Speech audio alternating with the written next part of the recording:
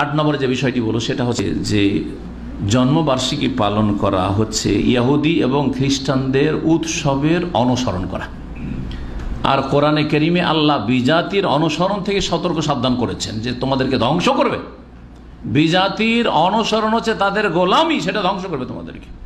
নবী মুহাম্মদ রাসূলুল্লাহ সাল্লাল্লাহু আলাইহি ওয়াসাল্লাম এমনভাবে সতর্ক করেছেন যে যারা বিজাতির অনুসরণ করে তারা তাদের দলে গণ্য হয়, দুনিয়াতে তাদের দলে গণ্য হয় আল্লাহর নজরে, আর কিয়ামতের দিনে তাদের দলে শামিল হবে। এই আয়াত এবং হাদিস আপনাদেরকে শোনাই। আবু দাউদের হাদিস 3512 নম্বর। নবী মুহাম্মদ রাসূলুল্লাহ বলছেন, মান তাশাব্বাহা বিকওমিন ফাহুয়া মিনহুম।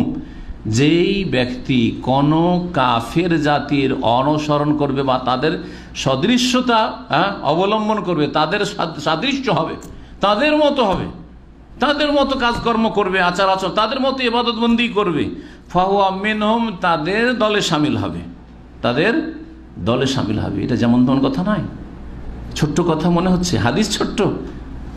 ইহুদিদের মতো যদি আপনার ইবাদতবন্দির তরিকা হয়, খ্রিস্টানদের মতো ইবাদতবন্দির তরিকা হয়, হিন্দুদের মতো ইবাদতবন্দির তরিকা হয় আপনার, ফাহুয়া মিনহুম, সেই দলে শামিল হবেন আপনি। আর শুরুতে বলেছি জন্মবার্ষিকী এসছে থেকে খ্রিস্টানদের কাছ থেকে। তাহলে জন্মবার্ষিকী যারা পালন করবে মিলাদুন নবী, তারা খ্রিস্টানদের দলে শামিল হবে নবী করিম সাল্লাল্লাহু আলাইহি সাল্লামের এই হাদিসের আলোকে। আয়াত সূরা মায়েদার 77 নম্বর শোনাই। আল্লাহ বলছেন, ইয়া আহলাল কিতাব। এই আয়াতে দুটো বিষয় রয়েছে, একটা হচ্ছে অতিরঞ্জন বাড়াবাড়ি, অতিরঞ্জন চলেন না, অতিভক্তি। অতিভক্তি হ্যাঁ কার লক্ষণ?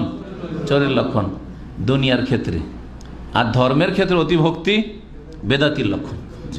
ভালো করে শুনে রাখেন, একটা অতিরঞ্জন আর আরেকটা হচ্ছে যে বিজাতির অনুসরণ অনুকরণ থেকে, তাকলিদ থেকে সতর্কীকরণ।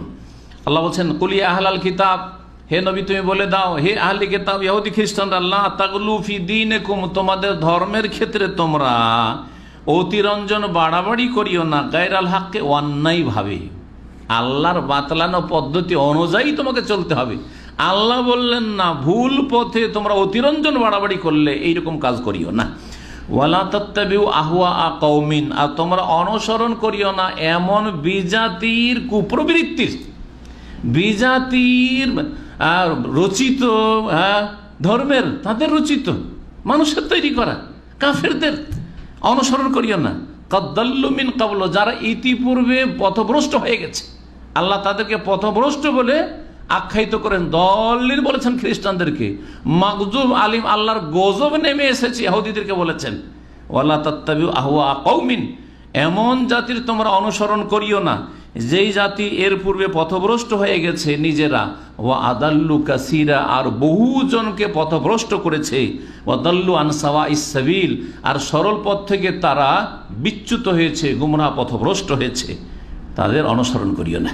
আল্লাহ তাআলা সতর্ক করেছেন, ওয়ালা তাত্তাবিউ আহওয়া কওমিন, এমন বিজাতি কাফেরদের অনুসরণ, খেয়াল খুশির অনুসরণ করিও না, কুপ্রবৃত্তির অনুসরণ করিও না, তাদের মন গাড়া ধর্মের অনুসরণ করিও না, তাদের বিকৃত ধর্মের অনুসরণ করিও না। যেখানে তোমাদের কাছে সুরক্ষিত কিতাব কোরআন কারীম মওজুদ রয়েছে, নবী করিম সাল্লাল্লাহু আলাইহি ওয়াসাল্লামের সুন্নাহ মওজুদ রয়েছে।